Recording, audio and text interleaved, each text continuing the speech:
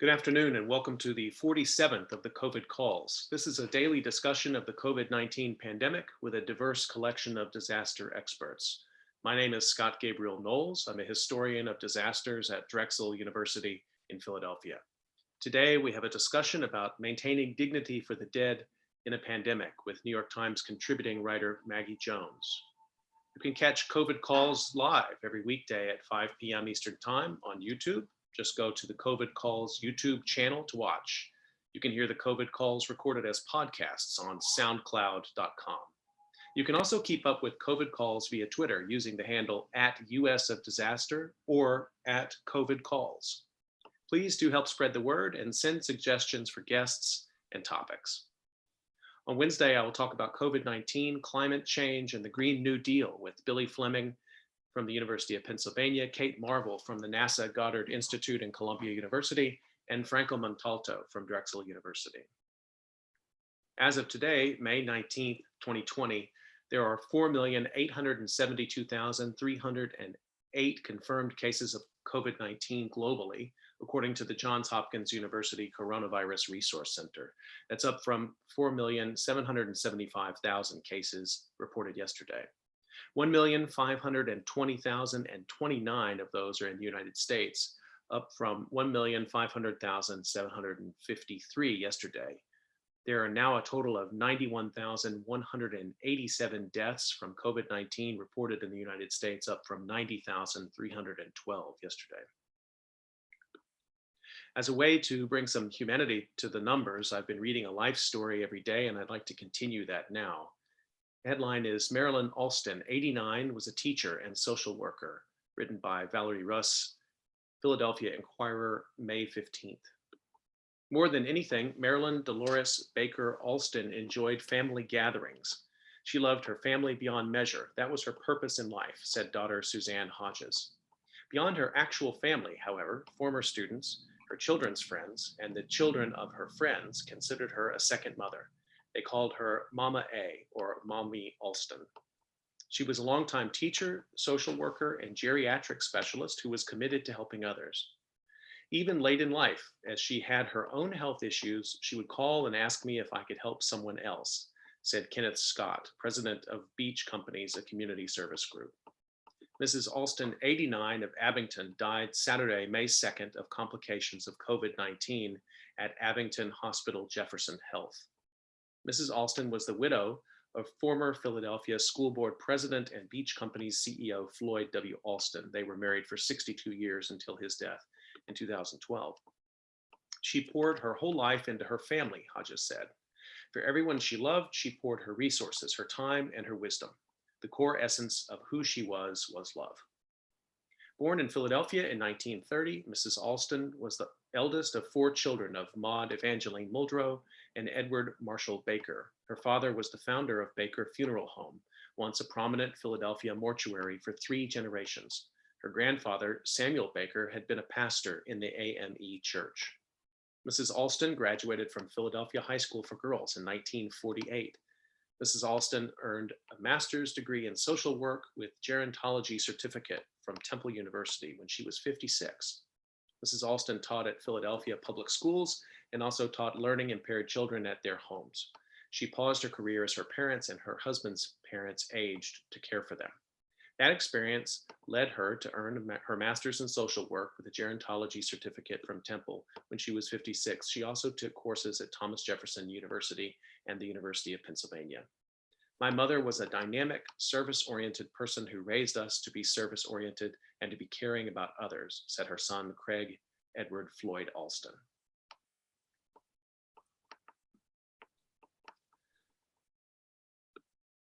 My guest today is Maggie Jones. Maggie is a contributing writer at the New York Times Magazine. She also teaches writing at the University of Pittsburgh. Maggie, welcome to COVID Calls. Thank you so much. I'm glad to be here. I'd like to remind people that you can get questions in. You can get questions into the YouTube live chat. You can email them to me directly, sgk23@drexel.edu. I know some people like to do that, or you can put them up on Twitter and just be sure to tag @US of Disaster. So Maggie, I've been starting these calls by asking people how they're doing where they are. So let's start that way. Where are you and how are things going there? Well, first of all, I love how you open the show. So I'm feeling a little moved by that and the importance of telling individual stories in this. I'm in Pittsburgh. I'm home with two restless teenagers and a husband who works about 4 feet away from me. And as a writer, I work at home a lot, but in the last year or so, I had moved into co-working space and was pretty deliriously happy about that. So I'm back home, but easier to be back home than it is for a lot of people. So I'm hanging in there. And your teenagers have been home from school now for A long time. a long time. Early March, I think. Yeah. And, that's its own, everybody has their own challenges, but for, social teens, it's pretty tough. So you wrote this really amazing New York Times Magazine piece, which we've been talking about on here for the last couple of sessions. And the title was "How Do You Maintain Dignity for the Dead in a Pandemic?" May 14th. It came out in the Times. And I want to talk with you about this today in detail. And would you mind just starting us off by reading some of that piece? Anything you'd like to read to take us into that Sure. world that you were reporting Sure. I'll read the lead of it. Nick Ferenga stood among the body bags in a refrigerated 18-wheel trailer at New York Presbyterian Hospital, Columbia University Medical Center in Manhattan. Sorry about that. This is him, a hospital worker said, pointing to a white body bag among the roughly 40 others lying on wooden platforms that resembled hastily constructed bunk beds. As a funeral director in the Bronx, Ferenga has spent 2 months on the front lines of COVID-19, picking up dozens of bodies. Yet somehow, until that day in late April, he'd escaped the pain of retrieving the body of someone he loved. Philip Folia was Ferenga's former Little League coach. He and his brother Sal played baseball with Folia's sons. The families lived just blocks apart. Their fathers were longtime friends. In the trailer, Ferenga squatted down next to a lower platform. With his gloved hand, he pulled the double zippers down the body bag to Folia's waist, where his hands were folded. Ferenga checked his hospital ID wristband before pulling the zippers up. "Oh, Phil," he said in a hushed voice when he saw his former coach's face. For much of his career, Folia, who was 69, was a lawyer for the city, state, and federal governments, investigating and prosecuting public corruption. Ferenga knew Folia had been in the hospital for more than a month, most of that time on a ventilator. Several days earlier, he had transferred out of the ICU, but then one infection set him back and another until his heart gave out.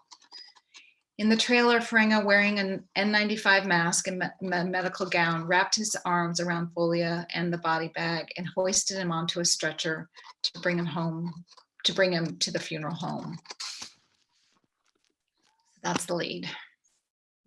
What just a crushing way to begin that story. And you go on to really tell us what this sort of global pandemic has been like in this one place, a quite remarkable place. So tell us about the Ferenga brothers, Nick and Sal, and tell us about what it's been like for them to run a funeral home at this time. So they are 5th generation family funeral home owners, which is saying something. I found a bunch of funeral home directors that were 4th generation, which is pretty impressive too. But so they've been doing this as a family for a very long time, since the turn of the last century. And they're pretty young. Sal's 40, and I think Nick is about 36. But they grew up in this business. They did not grow up with their father saying, "This is what you must do." He really felt like you have to sort of have a heart for this. And they've never experienced anything like this. They're in the Bronx, which last I knew had the highest per capita rates of COVID in New York City. They serve a pretty diverse population. And diverse in terms of funeral rituals. So, and we can talk more about this, but trying to keep some sense of that during all of this has been incredibly hard and hectic for them. Well, 5 generations. There was a story in the Philadelphia Inquirer about a 3rd-generation funeral home, and in the obituary that I read, also there's Right, that right. allusion to. Is that pretty common then, that this business is handed down among families, or I guess in their family that's really special to be passed Right, along? right. This generation is unusual, and there are lots of family funeral homes, but at some point, some of them get sold off because it's actually a fairly hard way to make a living. Hmm. And there's a big corporate owner of a lot of funeral homes called SCI that is my sort of consumer be aware. An SCI corporate funeral home could still be called the Ferenga Brothers. The Ferengas they are the owners, not SCI. But so there are a lot of funeral homes that still sort of appear to be family funeral homes that are not. So fifth generation is unusual. Still there more family funeral homes than not, but few that go that far back. And so there must be families in that neighborhood also who, I don't know if the families have been with them for 5 generations, but I mean, this relationship among the community and the funeral home must be tight. Yeah, I mean, they started off, late 1890s in Little Italy, and then moved up to Harlem, and then moved to the Bronx. And as those neighborhoods changed, some Italians and Italian funeral homes often left neighborhoods, and they have sort of stuck around. But yes, there are both a lot of Italian families who've been there also for generations, plus newer immigrants. Mhm. So in the story, as you were sort of doing the reporting, how did they describe becoming aware that something really unprecedented was happening? What does that look like from Mhm. the perspective of inside the funeral home? So, mid-March, it's fairly normal. There's some uptick, but not a whole lot. I mean, Cuomo issues the stay-at-home orders. They sent some of their staff home, like their bookkeeper and their secretary initially. She couldn't bear being home and came back and was really working on the front lines too. And slowly it began increasing. And by April 1st, they could no longer answer their phones. The phones were ringing as much as 100 times a day. And, when I was talking to them in later April, it was just like, even then, you just hear the constant hum of the phone, which, after a couple of rings now went over into the answering service. And it was around that time, and I talk about this in the story, that they sort of, for the last couple of generations at least, they had been very proud of never turning away a family, that they found ways to make room and to serve families. And especially they are very big on serving families in their community. That's super important to them. But by early April, they had to turn down their first family, which devastated them. And then it was just constant. And they had, by the end of the month, had turned away 200 families. And they had converted to a casket room and the smaller of their chapels into morgues, because lots of funeral homes in New York, funeral homes, real estate is expensive. They don't have a lot of land, but lots of funeral homes only have a couple of refrigerated spaces. And we don't think about these things. We don't ask those questions. And usually, in many places, you want a cremation for Tuesday, you can get a cremation for Tuesday, and you don't have to have a lot of refrigerated space for bodies. But they were overwhelmed and didn't want to, just say no, absolutely, especially in the community. But there was a limit to how much, even turning down the air conditioning and creating these makeshift morgues, how many you can handle sort of to process at the same time. And the cemeteries backed up. The crematories are still really backed up.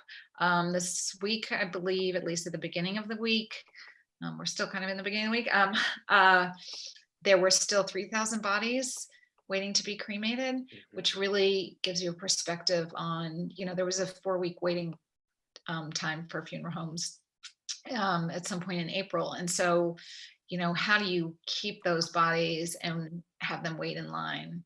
You can't do it without creating an enormous refrigerated space.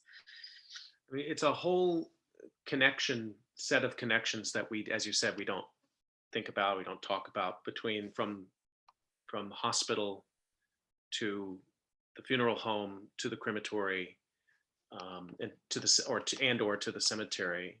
And so, but you do talk about how they manage that in the moment, which I found a fascinating part of it. So part of it is they have friends in another part of the Oh, state, or that were was they? a great, at the same time, they were actually had been thinking about this funeral home that had a crematory. Nick and Sal had interned there after mortuary school, and it was in the back of their minds, like, maybe we should start reaching out to somebody else. And the owners of that funeral home reached out to them and said, they're outside of Binghamton, not the same kind of crisis there. They said, we can take bodies, we can do, caravan of um, vehicles and take bodies up to cremate them there, which really made a big difference. And for Sal and Nick, who are very ethical and think carefully about this, they wouldn't have sort of allowed bodies to just go anywhere. They knew how these people handled bodies. They had a relationship with them. So Nick and Sal went to families to ask permission. Is it okay to have your loved one cremated elsewhere? And that helped a lot. But it takes a lot of creative thinking. The funeral homes are not prepared for, even with 9/11, you didn't Mhm. have so many bodies to bury, right? Right. And so the backlogs and space and all those things have demanded a lot of creativity for funeral homes. So I'm sure they've never seen anything like this, but you did mention 9/11. Are there other times like seasonal flu time or sort of other moments that they could think of or point to when they had seen, I mean, 5 generations, but I guess, funerals, I'm thinking of military funerals, they wouldn't have managed those. I'm just trying to, kind of grasp for other moments that they. They were not. It was their father who was running the funeral home during the AIDS Mm, crisis. mhm, And Sal was going back to look, and I think he didn't have time, or he didn't see anything that stuck out to him to look at 1918 records. So they mm, have family records on the funeral home going way back. wow. Um, and I can't remember if he didn't have time to thoroughly look at it, or if things didn't stick out to him, because he asked me for the numbers on how many people died in New York City. And of course, it was enormous. Um, but so nothing like this. I think they handled a handful of funerals for 9/11, and it was just it was a completely different thing. So this is unlike anything in their history. We're talking about their own sort of ethical practice. Can you say a little bit more about that? Because you talked about, turning the chapel into a morgue. I'm not sure I even understand what that means, or what they have to go through to say, okay, we can do that. Right. So it basically means keeping the room cold. So Okay. they turn down the temperature to 55, right? What you're worried about, so they embalm bodies. They actually embalm at higher rates in some funeral homes because of the populations they serve, who want embalming. Cremation is on the rise, but I think this is a typically more traditional neighborhood where they do more cremations and burials than they do cremation. Sorry, more embalming and burials than they do cremations. But so you've got to store unembalmed bodies at a cool temperature so they don't completely decompose. So they've got it set to, the lowest temperature they can, around 55, and they have a dehumidifier. And so there's a photo in the story of this small chapel, and it's a combination of people in cremation containers. You don't see the people in cremation containers, and people in more traditional caskets, and it's space for bodies, but it's cool space for bodies, which is less important with embalming and very important with unembalmed bodies. Mm. Um, so they've never had that kind of overflow before. The small chapel at one point had like 45 bodies in it, and then their casket display room, a handful more on top of that. Let's talk about the embalming. You mentioned that they do that at a higher rate than other funeral homes, and you talk in the piece about what that means and maybe the personal risks to them of doing that. Can you Yeah. share a little bit about that? Yeah. So, I mean, it's interesting. The WHO says don't embalm. The CDC says it's okay with precautions. I mean, the WHO is speaking to a worldwide audience where, they may not have as much PPE to do embalming. And I think, Sal, who is the person who does the most embalmings there, he was somebody who thought he would never do many embalmings and he didn't really like it, but then sort of having to do it and in a, I can't remember if it was for somebody, it was for a young girl or something who was badly disfigured. I think he felt like there was really an art to doing so and that Mhm. it had been helpful to that family. And so now he does a lot of it. So he's suited up in PPE. He's got a Tyvek suit on and a plastic apron over that, and gloves, plastic gloves, and a face shield, and an N95 mask under that. There's just so much concern about what we don't know, right? About COVID-19 and how long it may stay alive, in somebody's throat or nose. And so he takes alcohol. I watched two embalmings. One was of a COVID victim and one wasn't. But so he takes alcohol and a paper towel to cover. They disinfect the mouth and nose and all that and eyes, and then he covers it. There's a concern, like if you're jostling the body, which can also happen during the pickup of a body, right? So Mhm. they're in full PPE for that as well. So it is a risk. And Sal's very clear, I think partly because he thinks it's his mission to families who've wanted it. And I think other funeral homes have said, sorry, we're not going to take that risk. We're not going to take a risk of holding viewings. But Sal and Nick have really felt like as much as they can, they want to give families what they want and what they've expected. And, one could debate endlessly whether that's a good idea or not. But I mean, they're sort of taking on the risk, Mhm. and nobody's saying you absolutely can't do it. I think some funeral home directors have said, you're crazy, why take the risk, you don't have to, but they do. But the viewings, so the state has allowed them to continue those? Yes, you're allowed to have 10 people at a viewing. So their viewings are very I mean, that's complicated too. I mean, they've had people try and come in with 20 and 30 people sometimes. Sure. Sure. um and um and they have to disinfect the room for an hour in between each viewing. The chairs are all spaced far Mhm. apart, and you can have an hour at a viewing. And Sal and Nick don't hang around a lot, which also goes against their nature, right? You're there for the family the entire time, Mhm. but they need to cut down on their risk and the family's risk. So they sort of, somebody shows them into the room and then they're kind of gone. So They they've had are allowed to do it. so they've had to change the practices of how they work. They've also had to change the practices of how they interact with these families. Yeah. Yeah. This I can only imagine the stress and strain that you encountered and witnessed. How do they cope with this? I think they cope in the way that, look, it's gotten better, obviously, but they've been working 6 days a week, 15, 16 hours. They have a young funeral director who I think she's about 24. And then they have somebody that they hired who had left the funeral industry and I think opened some kind of business, which was then shut down during the pandemic. But they were already short staffed. So I think, they really, and I think it really helps in doing this work is they really feel like they have a mission and they have a mission to their community. And when they can help people beyond the community, they do that. But I think they go on a lot of adrenaline and it's all very foreign to them. They're really used to interacting with families. They're really used to, trying to give families what they want. Nick talks about that. He said, it's not that there's a right way and a wrong way, but what I do is I provide families what they want.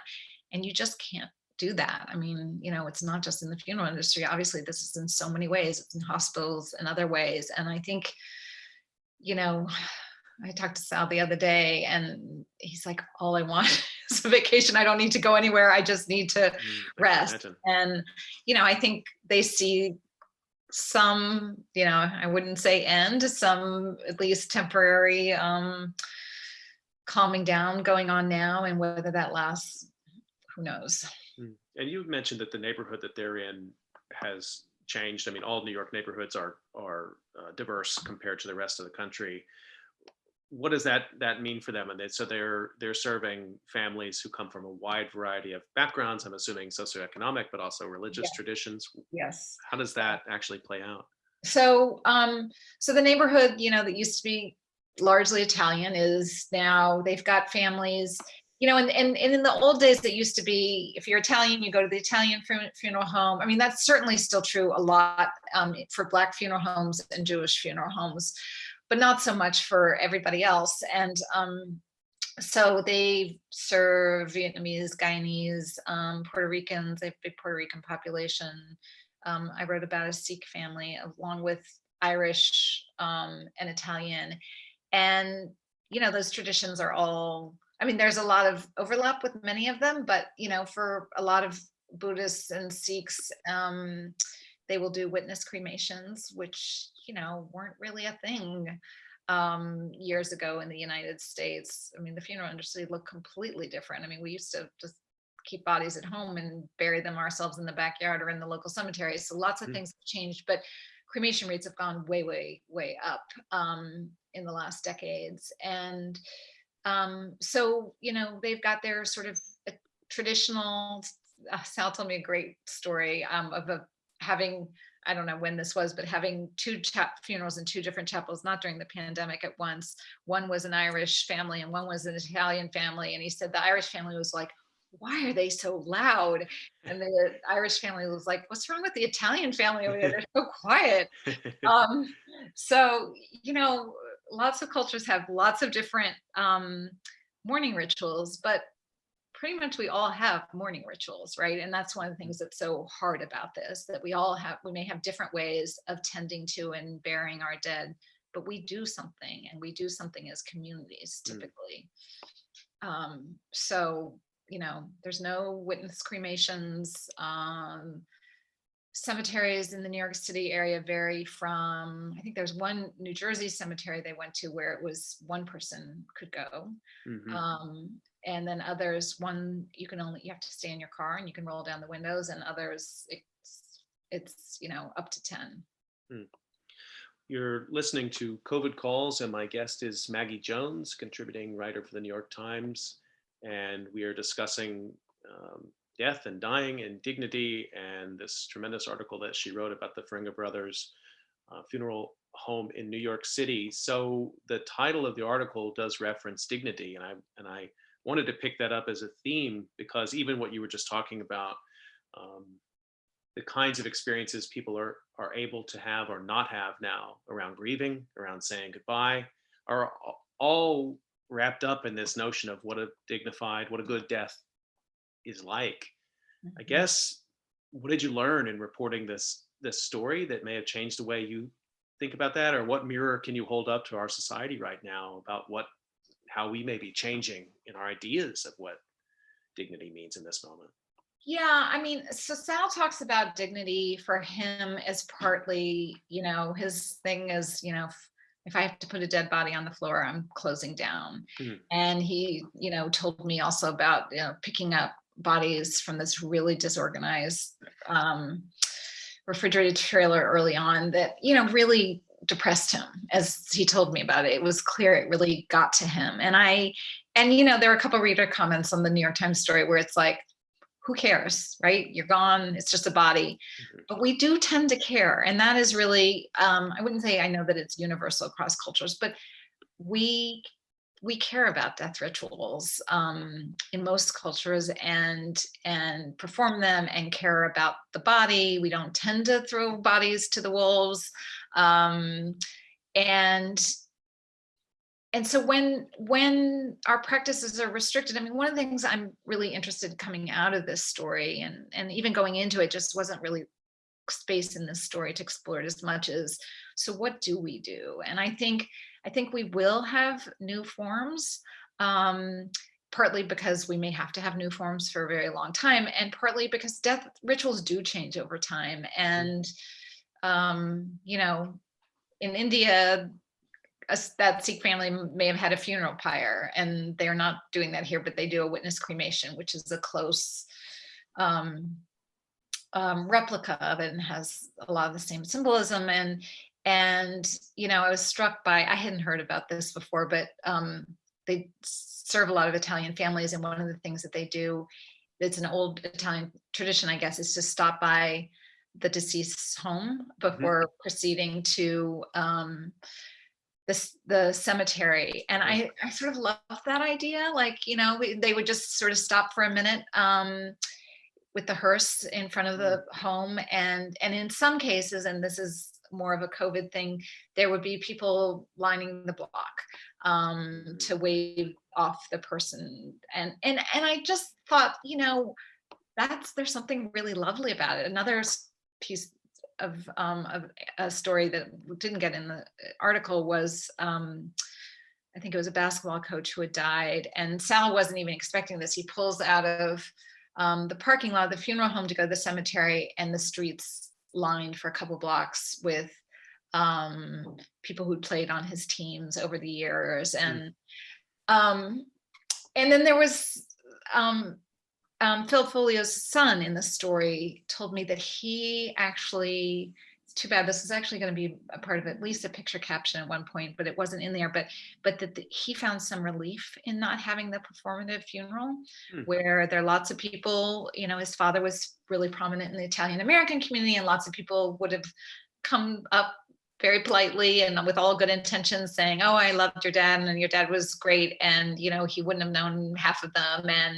And there is something, I mean, having lost people who are dear to me, there is a performative aspect, and some people love that, but it does make you think about, right, what is actually works in these traditions and what doesn't work. And I think it's too early to know exactly what will come out of it. There was also a beautiful New York Times Daily podcast about a man in Canada who did the Zoom funeral, which to me always seems like, oh, a Zoom funeral, but it sounded beautiful the way it was done. And a lot of it was impromptu. And I was really struck by the fact, excuse me, that he dressed up in a suit for it and wore shoes that were a bit too tight, as a sort of reminder of this is this solemn, not comfortable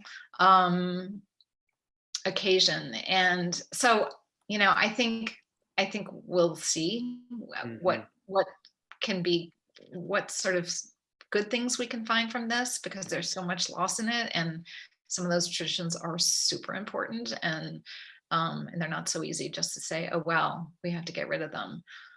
It's interesting that you were saying that the baseball coach's son Phil felt some relief that he didn't have to have. I wouldn't have thought of that. I was thinking more about the kind of conflicts that may already have happened or may continue to happen. People pushing funeral homes, or like you said, like too many people want to come in the room. Yeah. Too many people want to show up at the cemetery. Yeah. Have you seen, or does that concern you? Or? I mean, no, at least the stories that the Ferenga brothers told me, you know, that people did try to come in, extra people, but they understood that they couldn't. And, you know, in the story of the Puriwal family, they actually created an exception. That was such a big and such a tight knit family that they created sort of 2 viewings with an hour in between. And,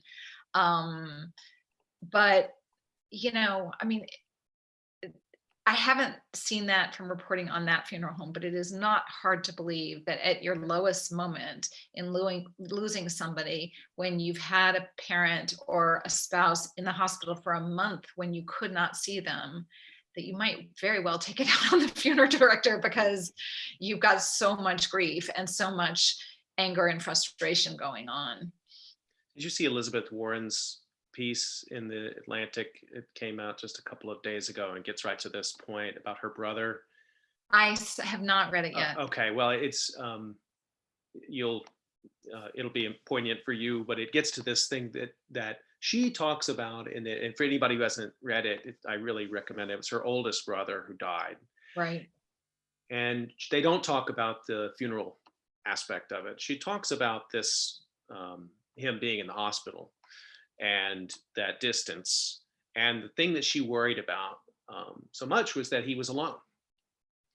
And I wonder, so we've been talking about one part of this, but it really, I guess, it's a linked sort of a trauma for families to Yes. not be able to have that connection in the time before death, and then also be barred that connection. Ferenga's notwithstanding, what they're doing is tremendous, but to be barred that connection after too. Um, Yeah. it seems too much. It's too much. It's too much. I mean, I cannot imagine it. You know, um, you know, as I said in that story, Phil Folio was in the hospital for over a month, and so his wife couldn't see him, his kids couldn't see him, and yeah, I think they're really linked. And you read these stories about nurses and doctors doing their best to get families on the phone to sort of take care of people in the hospital, but there's just no substitution to having the people you love hold your hand when you're dying. And we don't all get to do that anyway in life, but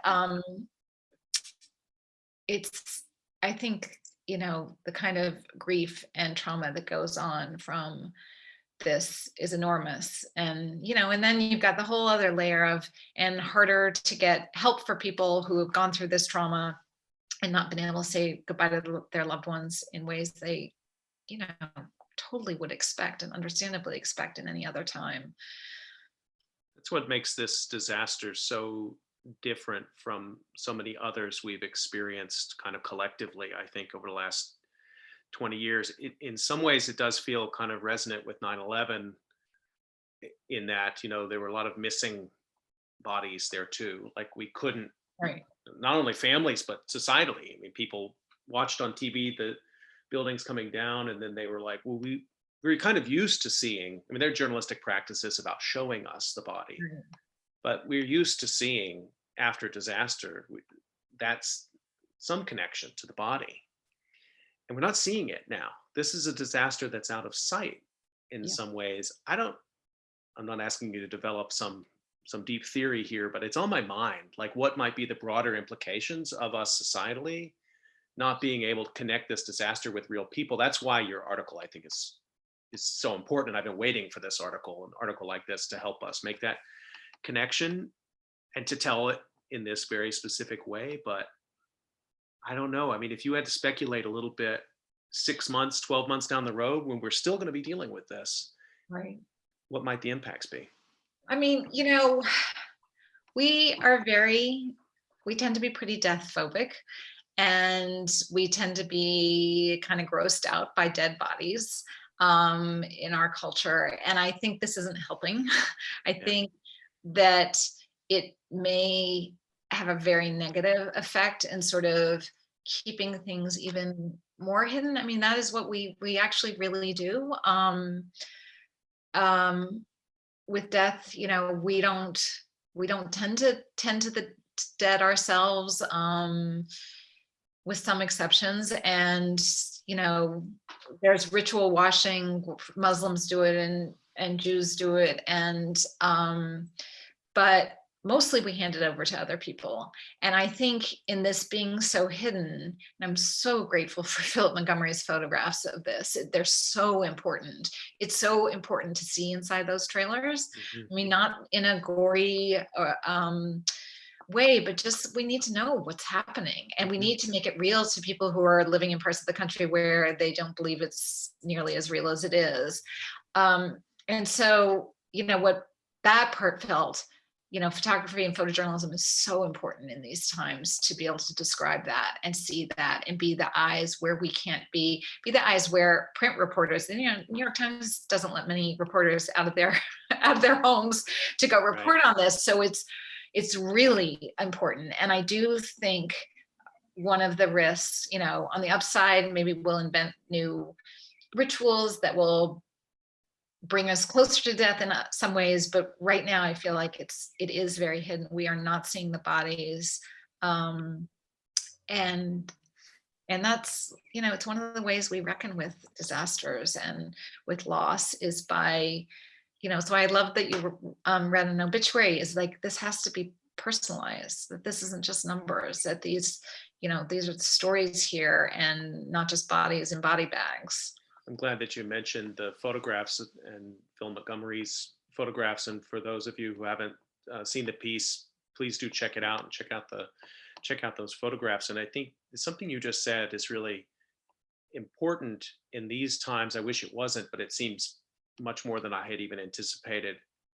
Do you remember after Sandy Hook, and there was this sort of Sandy Hook truth conspiracy thing going on, that somehow all of the Sandy Hook disaster had been made up by the government as a false flag operation to take guns from citizens and things like that.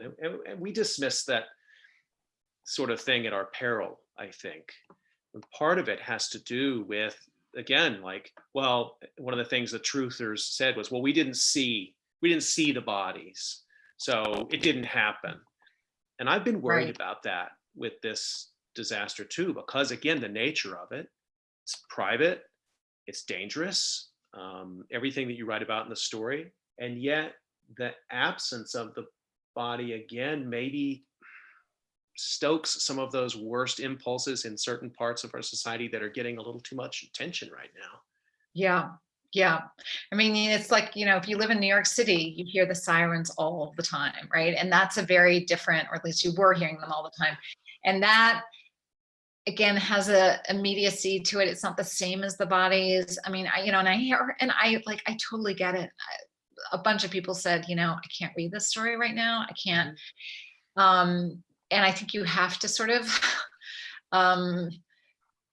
take in what you can take in when you're able to. But the larger message, I mean, I think that's really right, that not sort of bearing witness on some level, on a societal level, to what's going on is has the potential to be very damaging.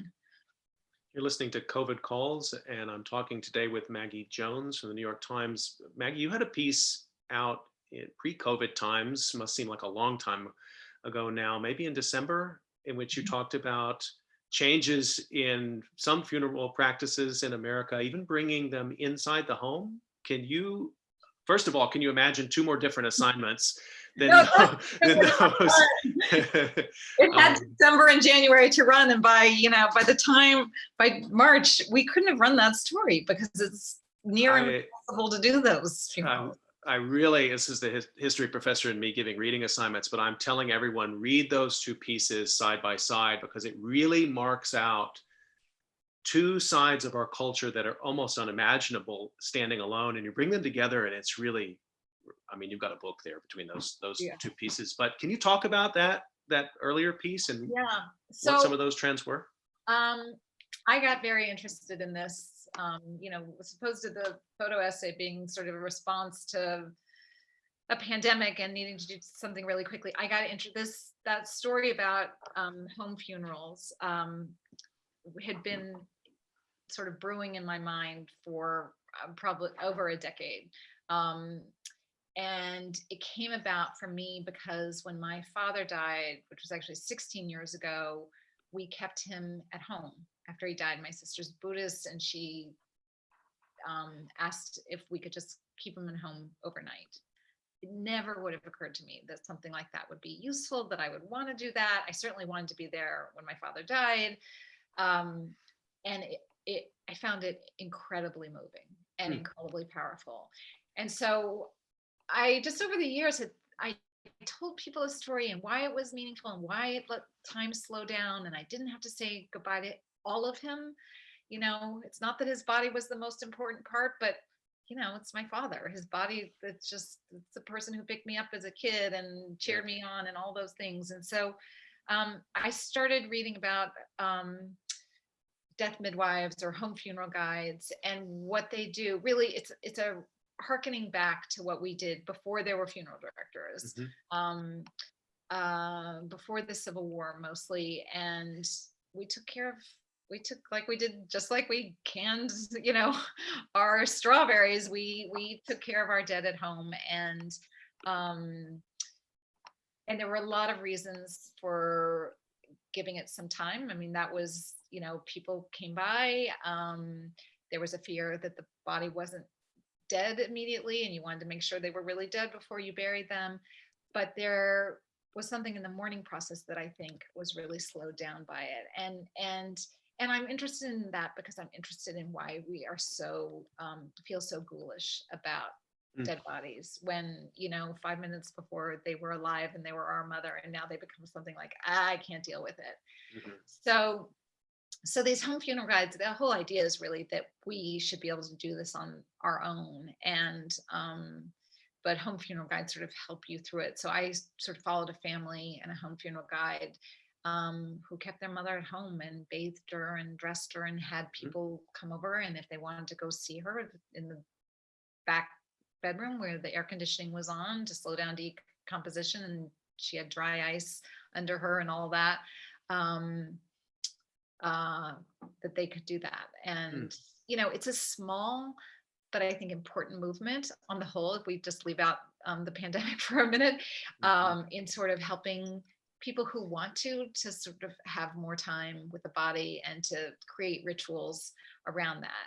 How you do that now? I'm in touch with Heidi Boucher, who's the home funeral director that I followed, and she's done one, I think, non-COVID person since then. You can't, I mean, I'm sure some home funeral guide would tell me that they've got some ways to do it, but it's a very complicated thing to try and pull off, especially because the idea is you have usually often more than 10 people, sometimes maybe not, around the body and with the body, and maybe having a small funeral or singing songs and all Right. those things that we just can't do now. Right. Um, and when I say I sort of worry about what this might do in terms of us not being able to reckon with um, death and dead bodies, and how a pandemic pushes us away from the dead body, is really a contrast to what home funeral guides are after.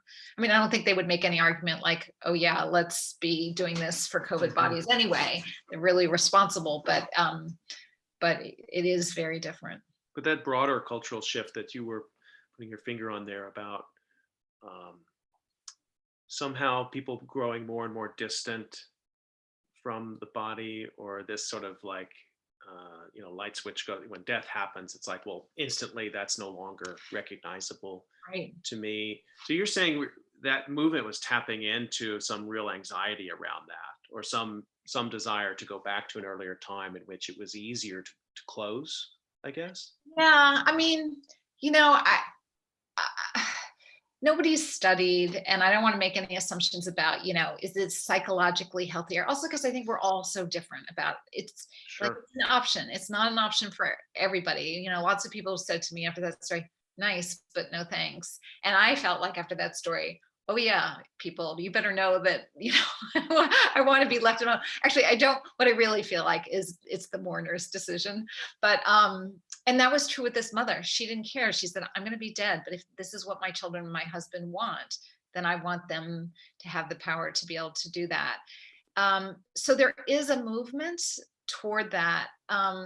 It's small and it's significant in terms of what it says and what it stands for, but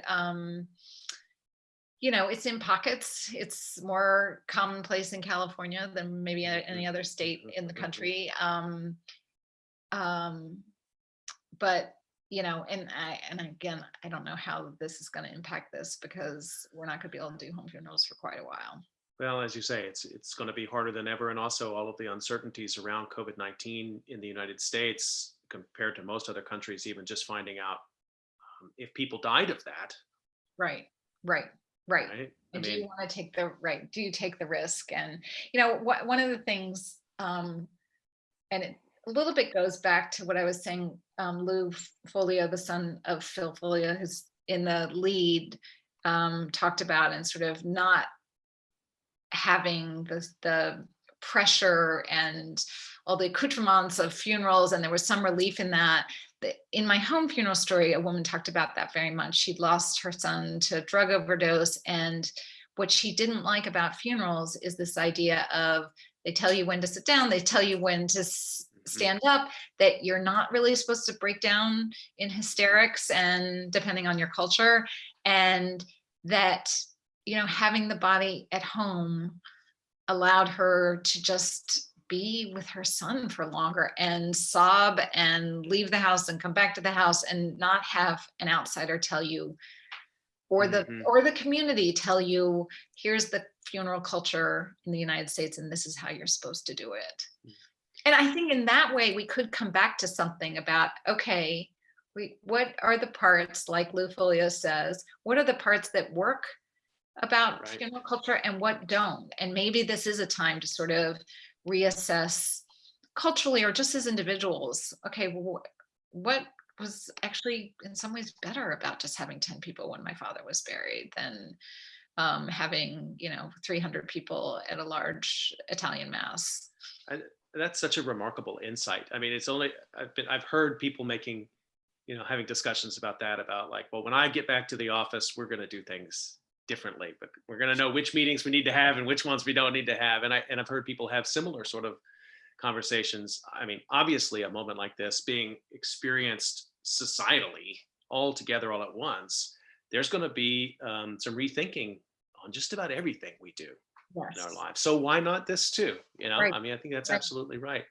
We've got about 10 minutes left, and I wanted to actually, I have a couple other questions. I have a lot more questions for you, but one, I want to ask you about a piece you wrote in 2016. So you wrote this piece about Guatemala, the secrets in Guatemala's bones, and you tell the story here of Freddie Pecorelli. Yeah. Yeah, and so it's an extension back of themes which are clearly important to you around the kinds of stories one can tell about the body and death, and in this case in a much more forensic way. And we live in a sort of CSI time. People get very excited about the sort of culture of forensics, but boy, you really followed a really important, interesting story about violence. I really recommend people to read the story, but could you just tell us a little bit about that story and how you landed on it? So Freddie and his group, FAFG, they're forensic anthropologists. They're amazing. They are basically exhuming bodies from the Civil War as a means for a few things.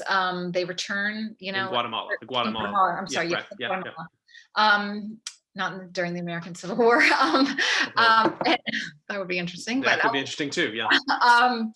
And after 30 years, their bones, with some pieces of cloth or clothing, and they return those bones to the families, which for all the people say, oh, well, it's just a body. When your loved one goes missing for 30 years and you don't know, you've heard rumors, or you hope that maybe he ran off with somebody and he's living in Mexico or something, somehow he can't find, your mind tells you all the please, anything but the reality that bringing bones home is really significant. And they have funerals and they're as if they died yesterday. And they're also really importantly used in legal cases. So I was writing mostly about this mass killing by the military of 500 civilians, and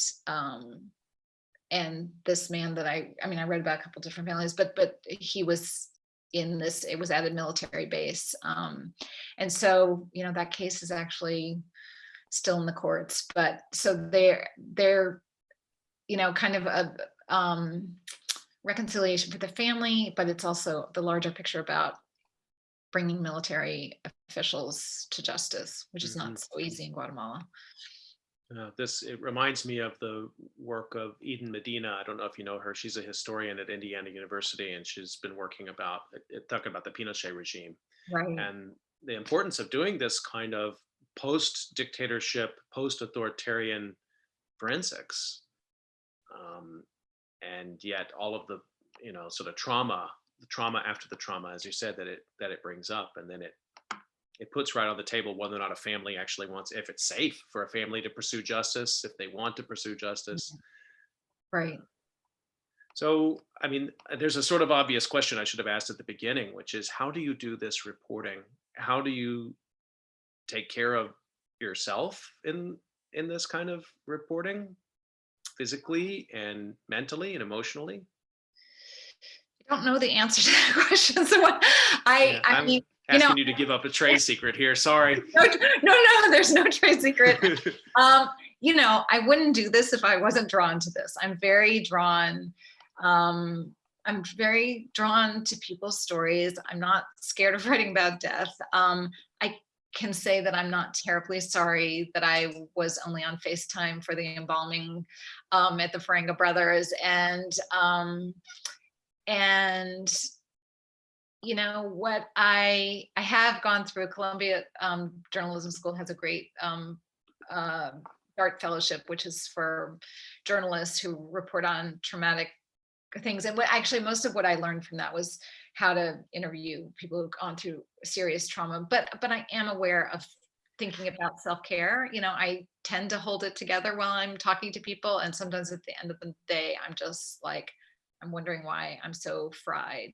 But I think one of the things that's important to me, and this is about self-care in terms of my own values, is that I try and take these stories about trauma as very slowly in terms of interviewing people, because part of this is not just that I'm witnessing so much trauma, is I want to be respectful of people who are opening up their souls to me.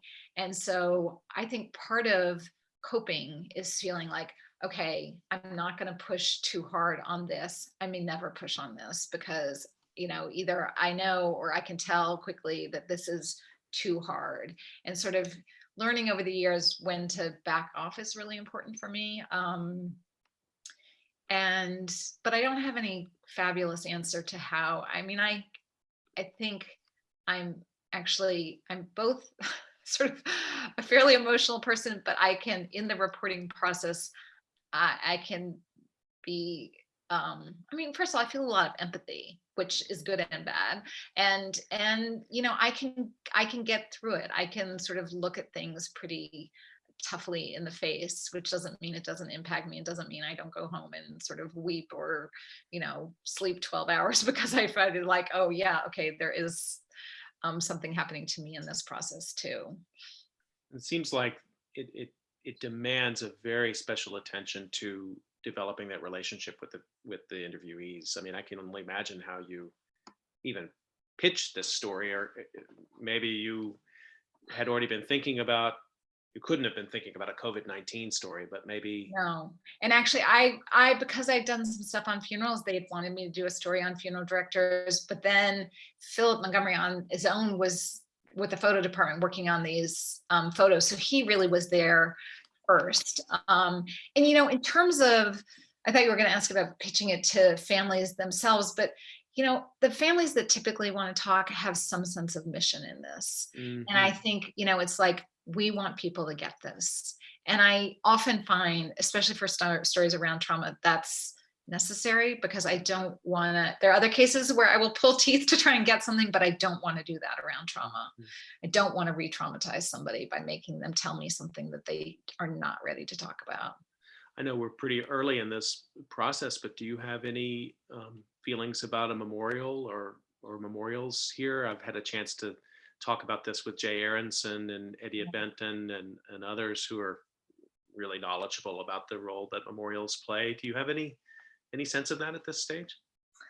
I don't. I'm pretty fixated on Hart Island and what Hart Island could be, as opposed to how it's seen now, and how it's seen as a kind of dumping ground and a shameful place. And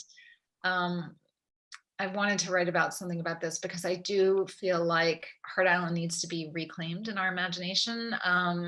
For people who don't know, Hart Island has been where indigent or unidentified people have been. It's a Potter's gravesite of this little island off the Bronx. It's quite beautiful. I haven't been there, so I've seen lots of videos and photographs. And it has a lot of stigma around it because, it's like there are more and more bodies being buried there, which makes sense during COVID. And the fact that nobody wants to be buried there, I think, I don't know. I mean, I don't know if that's the place for a memorial. Mhm. I think memorials are really important. And I think, there's so little, right? There's so little national grieving that we don't have a president who's setting up the ways for us to grieve Mhm. as a country. And I think that's going to be really important in this. Yeah, I agree. I mean, not only the president, strangely, has said he doesn't grieve. I mean, he's basically said that's not what I do. So he's made it hard in that sense. But also back to what we were talking about earlier and the importance of this story. We get these numbers. We've all become sort of experts without wanting to at looking at models and death counts, and so bringing back the sort of human, the names, even just seeing the names, and bringing back that human element is just seems absolutely essential, but so much harder in this disaster than anything I've seen in my lifetime. Yeah, yeah, yeah. We have to do better around that. I mean, and especially when we're talking about this combination that we were talking about early on of people who weren't seen for the last month of their life and who can't be seen again when they're being buried or cremated, and all these rituals are turned upside down. And then we have a part of the country that doesn't really think it is what it is. And so sort of having the national memory and having a monument seems particularly important. And we've done well with that. We have Gettysburg and we have our 9/11, and not that these things aren't complicated and political at Mhm. times, all that, but they're important. I actually think the thinking with Civil War memorials is a really good idea because they're dispersed all over the country, Right. and this is not a disaster we're going to be able to remember in one Right. place. Right. I want to remind people you've been listening to COVID Calls, and tomorrow I'm going to be talking with Billy Fleming and Kate Marvel and Franco Montalto about the Green New Deal and climate change and COVID-19. And Maggie Jones, thank you for the work you're doing. Thank you for taking an hour today to talk to me on COVID Calls, and I can't wait to read your next story. Thank you. It was a total pleasure. I really enjoyed it. Stay healthy, everyone. We'll see you tomorrow at 5 o'clock.